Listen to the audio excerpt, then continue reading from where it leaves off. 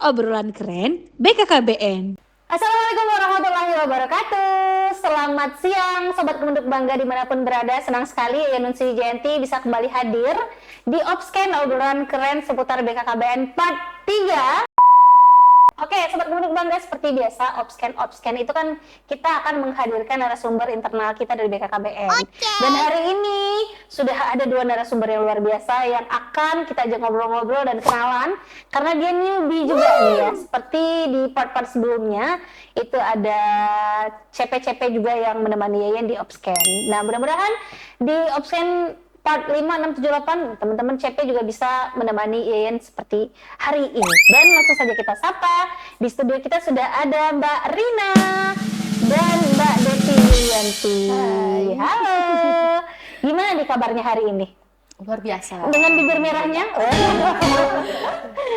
Suka deh, aku tuh suka banget ngelihat mbak-mbak yang proper terus bibirnya tuh gitu. Itu tuh bukti kepercayaan diri kita tuh makin nambah gitu, bener nggak sih Mbak? Kalau Mbak Rina gimana? Setuju nggak? Setuju sih. Yes. Kalau kita on point tuh rasanya tampilan kepercayaan diri kita nambah. Benar. Seneng aku ngobrol sama Mbak Rina walaupun kita ketemunya kadang cuman absen doang kadang ketemu ya, absen pagi di parkiran sama Mbak Depi juga kayak gitu, kadang ketemu di lorong kalau lagi kamar mandi. Iya. Dan hari ini kita akan ngobrol nggak begitu panjang ya, kurang lebih 20 menit ya, kita akan ngobrol-ngobrol bersama dengan kedua CPNS di BKKBN 2000 berapa? 2025 ya? Iya, 2025. 2025 dan tahun tappingnya 2026. Jadi ini kurang lebih 1 tahun kita sudah bertemu. 7 bulan ya, 7 bulan. Kalau anak itu udah siraman 7 bulan. Oke, hari ini kita akan membahas tentang BKKBN New Generation, gebrakan anak muda di tanah merah putih. Wah, berat sekali tema. Luar biasa. Seperti bibir Mbak Rina.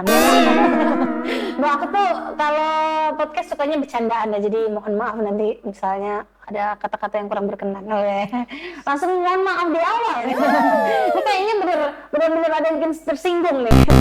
Oke, ini sebelum kita ke tema, Ian seperti biasanya suka banget nanya-nanya masa lalu orang. Kalau Mbak Rina dulu deh. Mbak Rina lahir asli Bengkulu kah? Iya, saya besarnya di Bengkulu, tapi kalau untuk lahirnya sendiri di daerah Sumatera Selatan, Lintang 4 Lawang. Sama kayak Bang Zil yang tempo lalu juga pernah datang ke sini. Sumsel juga, tapi di Ogan Ilir kalau nggak salah ya. Kalau yang di Pelaju, kayaknya kita ada kumpulan orang Sumsel yang menyasar di Bengkulu. Terus besar di Sumsel atau di Bengkulu? Di Bengkulu. Di Bengkulu. Dari SD sampai sekarang di Bengkulu. Oh ya, tinggal di? Sekarang di Lingkar Barat. Oh, di Lingkar Barat. Oke. Terus artinya sekolah dari SD, dari SMP, SMA sudah di Bengkulu semua ya? Benar. Oke. Kalau Mbak Depi nih, asli mana nih Mbak? Kalau aku sendiri asli Bengkulu, lahir di Bengkulu, besar pun di Bengkulu. Oke. SD, SMP, SMA? SD, SMP sampai kuliah pun di Bengkulu. Di Bengkulu. Betah banget aku di Bengkulu. Iya lagi. Iya, sama sih. Walaupun kita walaupun dari asalnya mana-mana, kayaknya kalau ke Bengkulu karena juga tanah kelahiran tuh kayaknya susah move on-nya ya. Iya, benar sekali. Kalau mau pergi jauh tuh pengen pulang aja ke Bengkulu gitu. Yes. Terus sekarang sudah menjadi CPNS di perwakilan BKKBN Provinsi Bengkulu. 7 bulan artinya ya? 7 bulan. 7 bulan nih. Oke, first thing first nih, gimana rasanya Mbak Rina dan Mbak Depi itu bergabung di BKKBN ini? Rasanya gimana? Ini saya udah pernah impikan ini atau sebelumnya nggak terimpikan nih, tiba-tiba aja gitu di BKKBN, tiba-tiba pilihan CPNS-nya BKKBN aja gitu. Kalau Mbak Rina gimana?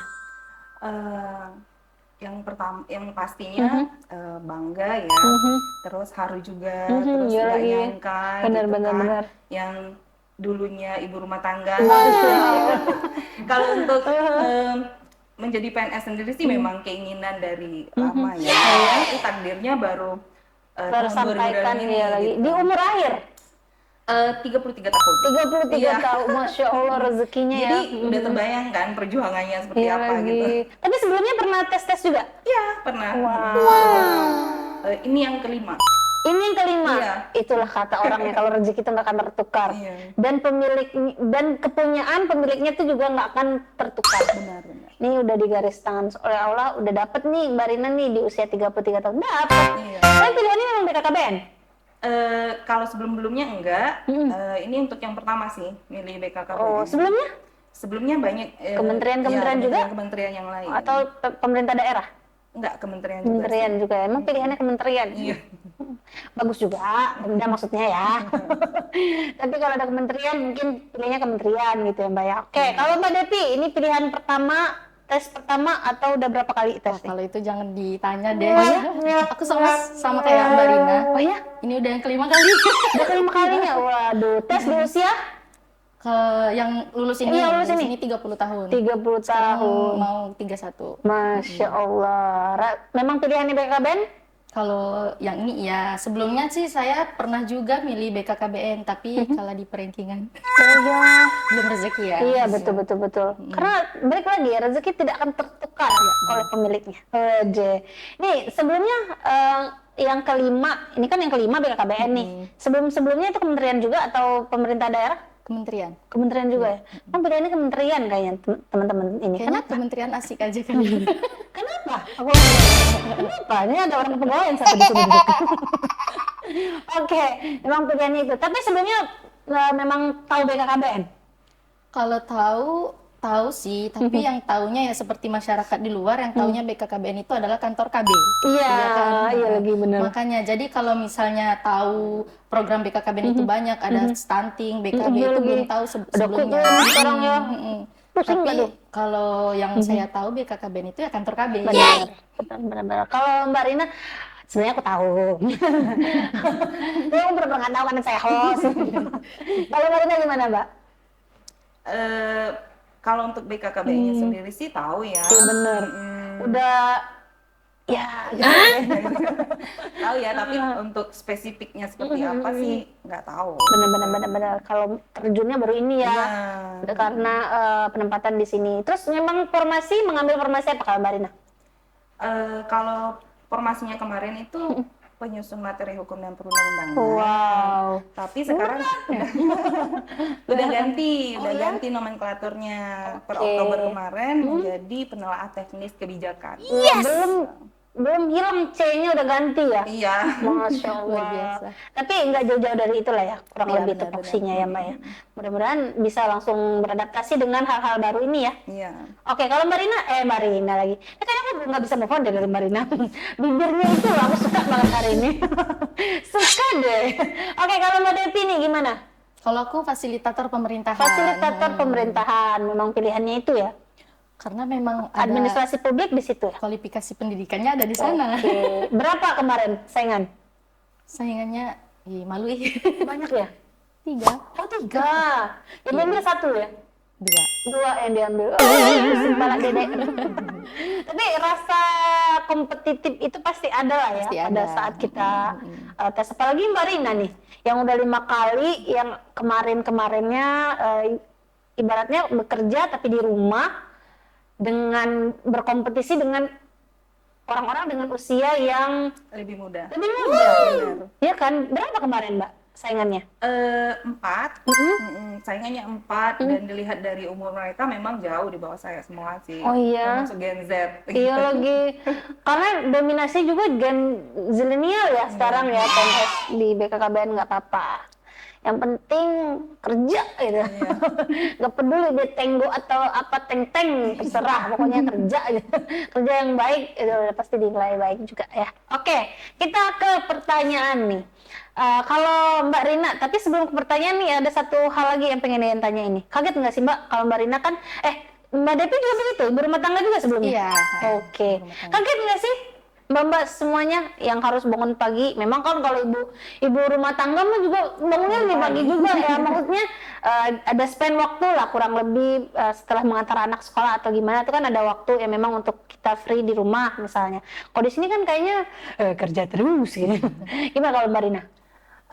Ya, kaget sih lu awalnya. Pagi-pagi harus absen Iya, dulu kan. harus siap-siap, Bener. harus pakai seragam yang Bener. biasanya sekedar pakai daster gitu kan, udah ngantar anak tetap pakai daster gitu kan. Ini Bener, harus pakai bener. seragam, Betul. terus harus siap-siap, Bener. terus sampai di sini harus absen Iya gitu lagi. kan. Jadi kayak yang aduh gitu. Iya ya, tapi nggak shock gimana kan? Terikutin lah akhirnya. Iya, terikutin. Kalau Mbak Devi gimana Mbak? Ya sih, kalau aku awal-awalnya itu agak kaget juga karena kan ritme kerjanya ya Iya, serasa lagi. balik ke masa sekolah loh. Iya, Karena bangun kan pagi, pulang iya, sore, mau aduh, absen kerja, pusing masuk deh kerja. kepala, iya Yang lagi. biasanya di rumah bangun pagi sih memang ya. Tapi kan kalau misalnya sudah selesai bebenah di rumahnya kan santai. Iya, Kalau sekarang benar. tuh harus kerja, harus Benar, nyiapin benar. bekal anak, bekal Aduh, iya suami. lagi. Iya Jadi lagi. ya lebih kaget aja. Tapi itu Iya lagi. proses belajar juga sih Wes. sebenarnya. Ini ibu-ibu tangguh luar biasa nih. Kalau kita punya Gati, ini ibu tangguh namanya. Nanti mungkin ada kukuin tambahan dari Pak Menteri mungkin nanti ya, ibu tangguh ya. Tapi udah ada lansia tangguh. Kayaknya ibu super power ya. Oke, lanjut kita ke pertanyaan nih.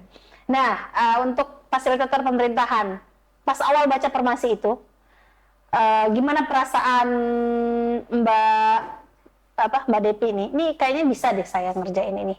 Setelah 7 bulan yang Mbak rasain gimana? Setelah dapat ya baca Permasi, dapat kerja, gimana rasanya?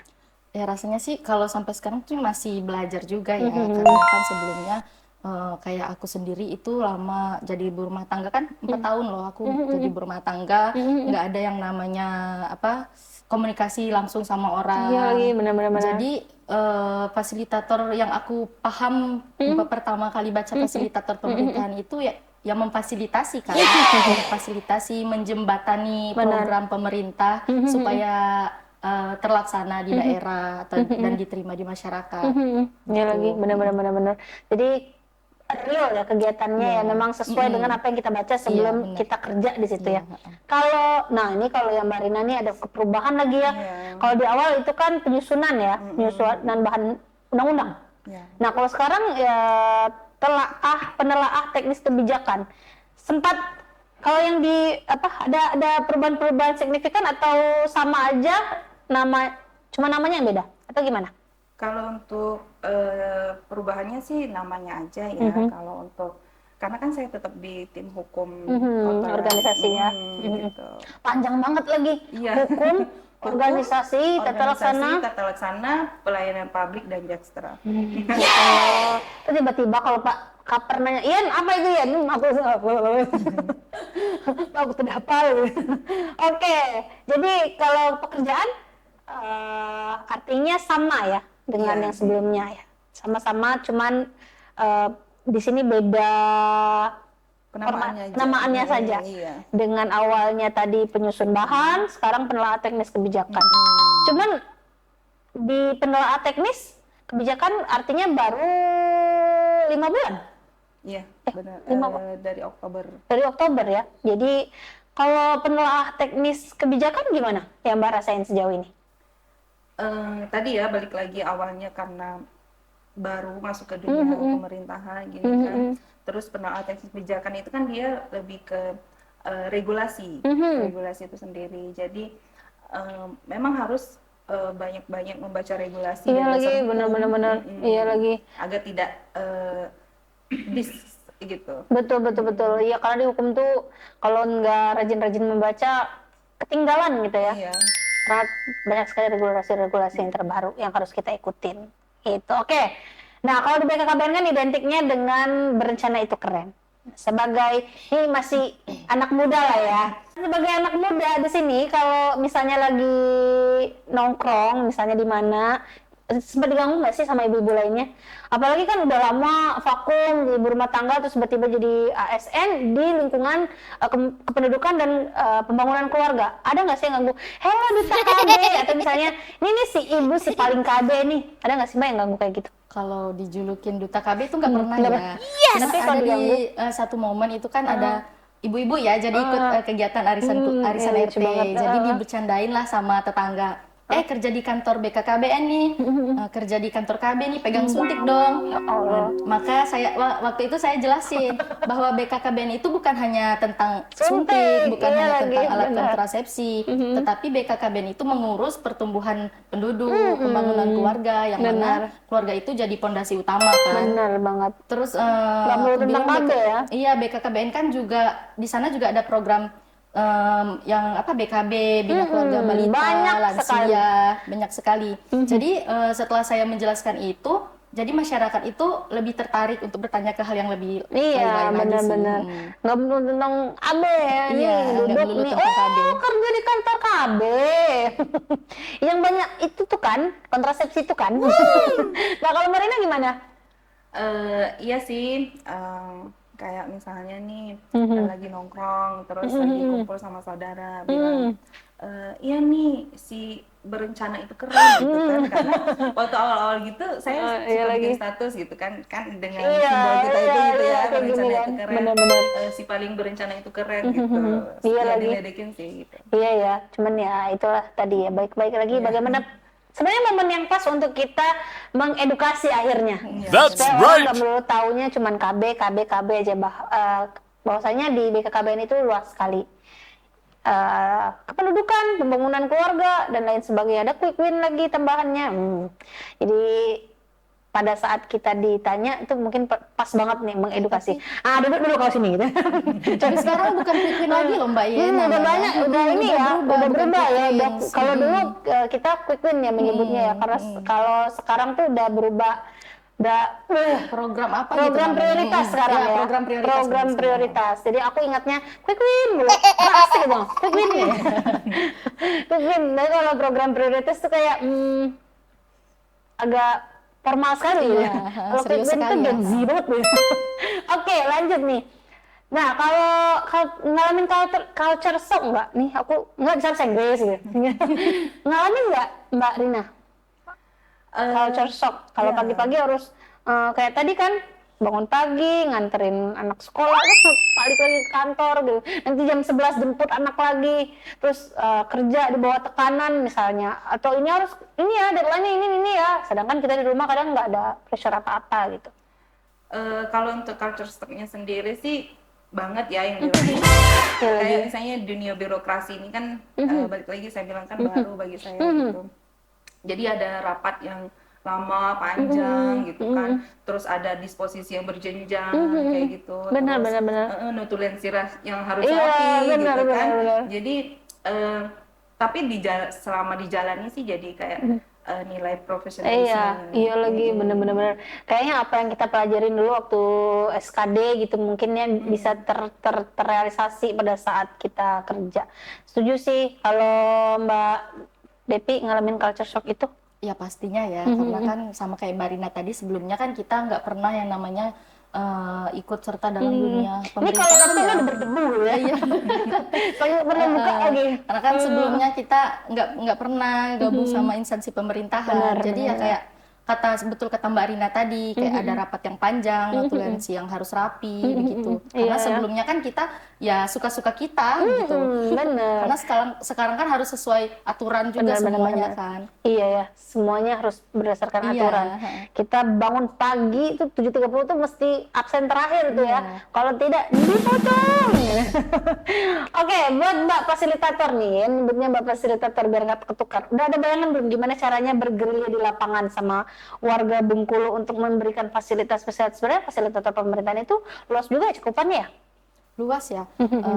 Kalau saya bergerilya belibet ini di masyarakat itu ya yang strateginya sederhana aja ya. Yang pastinya pertama itu kita dengarkan dulu keluhan Keluhannya, masyarakat yang ada benar. di lapangan. Lalu kita pahami apa kebutuhan mereka, Benar. bagaimana. Dengan begitu kan masyarakat merasa dilibatkan. Jadi setuju. kita bisa menjalankan program itu dengan mudah gitu. Benar-benar. Iya ya, apa yang dikeluhkan sama orang-orang di luar itu kita tampung, kita telah dulu, kita cek nih, kita runtut dulu ini larinya kemana, laporan ini bisa lari kemana gitu ya, baru nantinya bisa kita realisasikan ke program mana yang misalnya merujuk ke aduan itu. Iya. Nah kalau Mbak Rina, kalau sejauh ini gimana? Kalau buat Mbak Rina, penelaah teknis kebijakan itu kebayang nggak sih pekerjaannya dulu? Oh, ternyata sesusah ini gitu. Ternyata gampang banget ya. Gimana, Mbak? Dijalani ya yang pastinya dan banyak belajar. Terus kalau di penelaah teknis kebijakan itu sendiri kan memang membaca regulasi itu adalah bagian dari pekerjaan. Iya. Ya, jadi memang Jadi kayak kutu buku regulasi regulasi itu kan ada yang tebal dan detail gitu iya kan, lagi. yang harus kita baca gitu. Salah pasal salah lagi kasusnya. Iya benar. Kayak juga kan kita kan ada menangani misalnya pelanggaran kasus disiplin pegawai asik nih. gitu kan. Itu memang harus sesuai regulasi nih. Misalnya seperti harus sesuai dengan PP nomor 94 tahun 2021 tentang disiplin pegawai negeri sipil gitu kan. Dia dan ada bawahannya juga Runtutannya ya. Jadi memang harus secara objektif gitu. Benar. Tidak boleh dengan sudut pandang pribadi. Ya, sama aku nih. Itu nggak boleh. Tidak absen sebulan ada apa? Gitu. Jadi memang harus sesuai regulasi dan ada dasar hukum. Nah, sejauh ini kalau tadi Mbak Rina kerjanya di hukum dan organisasi dan sebagainya itu. Kalau Mbak Devi tadi di tim kerja Lini lapangan. lini lapangan itu bersama dengan penyuluh keluarga berencana, betul? Iya benar sekali. Nih teman-temannya penyuluh KB nih. Oke, kalau yang Mbak Rina tadi menarik nih. Ada yang kena hukuman disiplin dan lain sebagainya. Kemarin sempat juga yang undang di tahun lalu. Itu ketua timnya juga menjelaskan hal yang sama terkait dengan hukuman disiplin. Bahwa ada nggak sih yang datang tiba-tiba gebrak meja? Iya, aku tidak mau dihukum. Ada nggak sih Mbak? Atau yang maksudnya yang kayak gitu-gitu juga ya, maksudnya nggak terima gitu. Padahal dia memang bersalah. Biasanya sih kalau misalnya kita ngasih surat panggilan ya, "Aduh, kenapa nih heboh mulai dipanggil gitu? Kenapa saya ini?" Tapi kalau sudah sampai di sini sih enggak pernah yang malah lebih gebrak ke, meja ya. memang kita kan memanggil itu untuk klarifikasi ya. Benar. Iya. Untuk klarifikasi gitu. Jadi biasanya sih ada yang ya nangis gitu. Jangan kakak. Drama ya. Dan biasanya kayak gitu sih. Wow. Biasanya memang klarifikasi sih yang diminta. Iya ya. biasanya. Ya kan pasti mereka punya alasan juga mungkin ya melakukan hal itu. Ya gunanya kita yang dengerin dulu ya Mbak ya. Kalau memang nggak masuk akal nih. Maksudnya potong ininya. Bukan potong yang lain. Ini temen-temen nih aku jadi takut-takut nih pada sini. Oke, lanjut. Nah, kalau buat penelaah kebijakan tadi kan kita ngomonginnya masalah regulasi, ngomongin masalah hukuman, terus banyak halnya. Nah, kalau di hukum organisasi ini masuk di tim kerja? Tim kerja 10. 10 ya? Iya. Tim kerja 10. Berapa orang, Mbak? Kita di sana ada 4. Ada 4 ya? orang. Semuanya penyusun bahan hukum atau ada penelaah teknis kebijakan atau ada yang lain? Ada ya, tapi untuk pendidikannya sendiri memang sarjana hukum semua. Iya ya, Mbak Linda, Iya. itu Mbak Vina, Mbak Endah ketua timnya ya. Iya. Iya lagi, itu berasa di sidang ya. Ini dia nih masuk satu nih. Hukum. Aku berasa dihukum ya gitu. Oke, kalau Mbak Devi berapa orang di Linlab? 4 orang juga. 4 orang juga ya. Ada Mbak Gebi, Ada Mbak Gebi, Bang Rio sama Pak Edi. Pak Edi. Oh iya, ketua timnya Iya, Pak Pak Edi Edi ya. ketua timnya. Dan Mbak Depi ya di situ ya. Tapi sebelumnya kan pernah di Aku di ini ZIWBK sebelumnya. iya, di ZIWBK sama Mbak Aku di Pensi. lini lapangan ini baru kurang lebih 2 minggu deh kayaknya. Iya ya, baru sekali ya. Jadi masih newbie lah. Iya, masih kalau banyak Mbak Rina belajar. dari awal sudah di tim hukum ya. Iya, benar. Cuman itu tadi bedanya yang tadi jadi apa namanya penyusun bahan hukum undang-undang sekarang jadi penelaah teknis walaupun isinya kurang lebih sama gitu ya. Oke, lanjut nih untuk fasilitator pemerintahan lagi ini ya.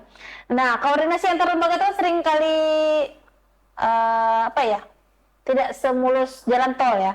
Jalan tol aja tuh ada lubangnya sedikit-dikit gitu ya. Apalagi koordinasi antar lembaga gitu pasti menantang, pasti banyak sekali permasalahan-permasalahannya, kurang sinkronnya antara komunikasi. Nah, kalau Mbak Depi sendiri ada nggak sih strategi yang Mbak sudah mulai bangun atau inovasi-inovasi yang sudah mulai Mbak ciptakan untuk bisa membangun komunikasi yang lebih efektif lagi bersama dengan mitra-mitra kita di lapangan? Serius banget sih ngomongnya. Gimana Mbak? Ya, jadi deg-degan nih. Jadi merasa iya lagi nih, sidang skripsi gitu. Aku udah lupa loh pelajaran waktu kuliah. Iya, gimana Iya. Mbak? Kalau aku dari diri aku sendiri sih, kalau strategi aku itu lebih ke yang paling penting itu ya komunikasi yang terbuka aja. Karena kalau misalnya dengan komunikasi terbuka kan kita bisa lebih gampang gitu untuk membicarakan program-program yang akan dilaksanakan gitu. Ya komunikasi terbuka, terus apapun misalnya juknis, juklak yang perlu kita duduk bersama, Ya, intinya komunikasi lah. Iya, komunikasi ya. Walaupun tidak jurusan ilmu komunikasi. Komunikasi. Oke, kalau untuk Mbak Rina nih, penelaah teknis kebijakan pekerjaan Mbak kan krusial sekali ya. Terkait regulasi. Aduh, aku tuh yang sempat kuliah 1 tahun 8 bulan di situ tuh udah pusing sekali, apalagi yang juga ini. hukum kan? Iya, hukum kesehatan ya, jurusannya. Pusing sekali, apalagi ini yang untuk memastikan akurasi program, akurat apa tidak gitu ya dengan hukum yang sudah kita tetapkan, misalnya hukuman-hukuman disiplin itu. Terus ada hal-hal yang harus diteliti juga untuk menelaah regulasi. Nah, ada nggak Mbak inovasi-inovasi yang sudah Mbak canangkan atau yang sudah Mbak coba buat, mau Mbak aplikasikan sekarang atau sudah diaplikasikan sekarang atau yang mau diaplikasikan? Untuk menjaga ketelitian tersebut yaitu dengan cara saya membuat checklist, checklist regulasi dasar hukumnya, unsur-unsur seperti kewenangan, prosedur, gitu kan, agar terverifikasi dengan jelas. Gitu. Terus juga ini mengharmonisasikan peraturan yang lebih tinggi, gitu, agar tidak terjadi disharmonisasi. Betul. Gitu. Benar-benar. Terus yang selanjutnya komunikasi internal agar tidak terjadi pandangan pribadi, gitu. Tidak adanya pandangan pribadi. Iya, benar-benar. Iya ya, namanya kita komunikasi dengan orang-orang yang mungkin sempat dipanggil karena hukuman disiplin gitu kan, kita harus paling tidak kita harus lihat dari sisi mananya, terus kita cek juga ini dari mana dia penyalahgunaan hal-hal ini. Aduh, pusing juga kayak Pak. Paling banyak hukuman disiplin apa kalau sejauh ini? Biasanya presensi sih. Presensi ya? Presensi. Apa alasannya Mbak? Biasanya jarak tempuh yang jauh gitu. Biasanya juga misalnya telat bangun. Itu kan pribadi ya sebenarnya gitu kan. Gimana coba? Aduh, gimana lagi ya? Aduh, pusing banget tuh. Berasa hakim ya nih alasan. Apa ini alasan? Iya lagi, tapi itu kan balik-balik lagi. Kalau misalnya kita bisa memperbaiki ya, bisa aja. Komitmen di diri sendiri. Iya, komitmen di diri sendiri. Benar. Iya. Duh, usaha presensi ya Mbak ya. Itu kaitannya sama kepegawaian juga dong nantinya. Iya. Tapi biasanya sih setelah terjadi klarifikasi gitu kan, memang penting klarifikasi itu, kita panggil itu, karena nanti banyak perubahan. Setelah itu ya? Iya, waktu itu kan pertama berarti. saya masuk ke sini itu pelanggaran itu ada 60 orang. 60 orang. Terus dipanggil kan, dikumpulin jadi satu, sudah klarifikasi, terus sudah dibina gitu ya, turun. Jadi berapa ya? 6 kalau nggak salah. Lumayan dari 60 jauh. Iya, jauh kayak gitu. Dan sekarang sih sangat sudah berimpact artinya. Benar-benar harus diadakan itu. Iya, benar. Aduh, itu bagus sekali artinya pembinaan itu ya. Karena iya, kalau misalnya tidak ada kepedulian kita terhadap pemanggilan itu kayaknya orang-orang semena-mena nanti ya. Iya, benar. Takutnya memang itu dari pusatnya. Peduli. Iya, bentuk perhatian kita ya dari perwakilan kepada teman-teman kita. Itu dari ASN kita atau seluruhnya? PKB juga? Seluruhnya, ASN dan PKB. ASN dan PKB. Kantor sama PKB. Oke, ini kan dua formasi ini kan sering berkaitan sebenarnya ya. Ketika di satu di sisi teknis kebijakan, satunya di fasilitasi. Nah, bagaimana Mbak-mbak ini melihat kolaborasi ideal antara konsep dan eksekusi di kantor nanti? Kalau Mbak Depi deh.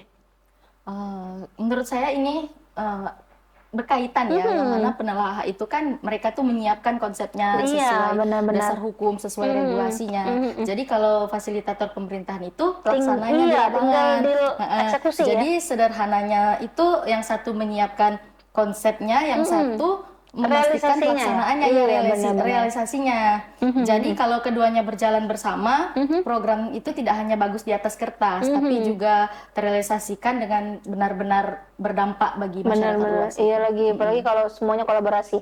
Antar tim kerja 1 sampai tim kerja 12 kolaborasi, nggak ada yang tumpang tindih. Luar biasa. Luar biasa itu ya. Kalau menurut pandangan Mbak Rina gimana? Itu tadi ya, kalau konsep tanpa eksekusi itu hanya wacana. Yes, betul sekali. Dan eksekusi tanpa konsep itu takutnya salah arah gitu. Tiba-tiba loncat-loncat dari lapangan ini orang. Ya kan? Benar-benar. Kolaborasi idealnya itu ya harus komunikasi dua arah gitu, antara Setuju sih. konsep dan eksekusi itu gitu kan. Jadi yang di lapangan melaksanakan sesuai regulasi gitu kan, yang regulasi menyiapkan agar tidak terjadi Iya ya, tumpang tindih juga di lapangan. Iya lagi, aku suka banget nih kalau misalnya kita udah kolaborasi tuh rasanya hidup gitu ya. Dari tupoksi kita sudah tahu, yang ini mengkonsep, yang ini mengeksekusi, yang ini mengkoordinasi, memantau, mengingatkan. Aduh, ya kalau kata SpongeBob tuh sempurna.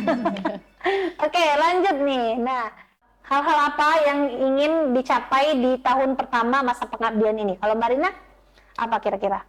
Yang pertama tetap belajar tentang regulasi di sini, gitu, dinamika organisasi di sini. Terus yang minimal saya punya andil dalam satu program yang dilaksanakan di kantor gitu. Benar-benar. Oke, kalau Mbak Devi? Kalau aku tuh ingin berkontribusi di program BKKBN khususnya ya, supaya masyarakat itu bisa memahami dan bisa meningkatkan kualitas keluarganya. Betul. Kalau seandainya masyarakat itu sudah sangat memahami dan bisa meningkatkan kualitas keluarganya, itu udah menjadi legasi yang kecil. Iya lagi, bener-bener kita punya kebanggaan tersendiri ya. Iya. Aduh, akhirnya berdampak juga gitu, walaupun kecil ya. Kayak aku ngalamin banget waktu kita ada kegiatan Gati dulu. Nggak tahu, netes aja walaupun aku nggak hadir di sini ya, ada kegiatan juga. Keren banget, maksudnya program kita. Pak Menteri datang itu iya, ya. ini kita apa namanya? Dinilai baik sekali oleh masyarakat gitu. Aku sangat berbangga hati sekali ngelihat program kita berdampak sekali bagi masyarakat, dan mungkin itu adalah impian dari seluruh ASN di BKKBN Bengkulu ya. Kita bisa berdampak ke semua masyarakat di Provinsi Bengkulu. Apa pesan atau nilai pengabdian yang ingin Mbak sampaikan sebagai wajah baru ASN di Provinsi Bengkulu, khususnya di perwakilan BKKBN Bengkulu? Mbak Rina? Kalau boleh berbagi nih ya, ASN itu bukan sekedar hanya status dan seragam gitu ya, tapi bentuk kita pengabdian terhadap negara. Nah, untuk CPNS, calon CPNS ini ya yang bakal ikut, memang prosesnya itu bakal panjang dan melelahkan gitu. Tapi itu akan membentuk mental kita. Jadi akan siap untuk mengabdi kepada negara secara profesionalisme gitu. Dan untuk masyarakat Bengkulu gitu, BKKBN ini hadir bukan hanya untuk menjalankan program, tapi kami ingin menjadi solusi. Gitu. Keren jadi membangun bangsa itu bukan bisa kita mulai dari keluarga. Bener banget. Aduh, membangun bangsa mulai dari keluarga. Yes. Berasa denger iklan BKKBN barusan ya. Kalau Mbak Devi nih pesannya apa? Kalau pesannya buat para pejuang CPNS di luar sana itu jangan lelah untuk berjuang, karena kita tidak tahu di langkah keberapa yang kita akan capai ya. Seperti saya udah 5 kali baru. Iya, semangat. Terus kalau misalnya sudah menjadi ASN itu bukan sekedar tanggung jawab biasa ya, karena kita itu luar biasa, karena kita mengabdi pada negara. Iya lagi. Mm-mm. 58 tahun ya. Ya benar sekali. Jadi kalau misalnya kita udah lulus PNS itu fokusnya bukan hanya bukan maksud saya kalau misalnya kita mau menjadi CPNS itu bukan hanya fokus di lulus atau enggak jadi PNS, tapi pengabdiannya, gimana cara kita melayani masyarakat ke depannya. Benar-benar. Iya lagi. Ya dari usia kita dapat sampai 58 tahun Ya, usia benar. kita mengabdi gitu ya. Buat masyarakat tuh kan BKKBN itu bukan hanya tentang KB atau alat kontrasepsi dan suntik ya. BKKBN itu malah keren. Betul. Tentang pertumbuhan penduduk, bener, pembangunan keluarga, ya, semuanya. Jadi masyarakat itu harus tahu bahwa BKKBN itu bukan hanya tentang suntik, KB dan kontrasepsi. Iya lagi. Ini melulu datang duduk, oh kau kerja di kantor KB. Aduh, itu KB gratis. Itu juga sering ditanyain tuh ya. Nah kalau itu hubunginya Bang Zul ya nanti ya teman-teman ya. Kalau ada informasi-informasi terkait dengan KB ya, itu nanti di Bang Zul yang kemarin sempat datang ke sini juga ya. Oke. Mbak Rina dan Mbak Depi, terima kasih banyak atas kehadirannya hari ini. Aku bangga sekali part di Opscan ini sangat berdaging sekali, dari part 1, 2, 3 hari ini itu daging semua, isinya jadi kenyang gitu nontonnya ya. Mudah-mudahan kita bisa recall lagi, bisa kita panggil lagi, Insya Allah akan kita share ke YouTube untuk tapping hari ini. Dan untuk Mbak Rina sehat selalu, Mbak Depi juga sehat selalu. Mudah-mudahan cepat hilang C-nya. Amin. Biar 100%. Kapan sih hilangnya? Tahun ini ya. Tahun ini ya? Katanya kan 1 tahun setelah 1 tahun. TMT CPNS. Banget gitu ya. Tapi kan sekarang udah masuk ke 8 bulan ya kayaknya. Belum 8 bulan ya? Nah, paling sekitar sudah lebaran lah. Sudah lebaran, Mbak. Amin ya robbal alamin. Mudah-mudahan cepat 100%. BNP sih ini lapar terus loh. 100% apanya tuh? Semuanya. Semuanya 100%. Karena BNP sini sudah siap menampung yang bisa dikonsumsi. Bercanda ya Mbak ya. Sekali lagi terima kasih Mbak. Untuk Mbak Rina dan Mbak Depi sehat selalu. Salam buat keluarganya. Dan Sobat Kemuduk Bangga, terima kasih sudah menyaksikan kita di part 3 Opscan obrolan keren seputar BKKBN. Kita ketemu lagi kapan-kapan. Wassalamualaikum warahmatullahi wabarakatuh.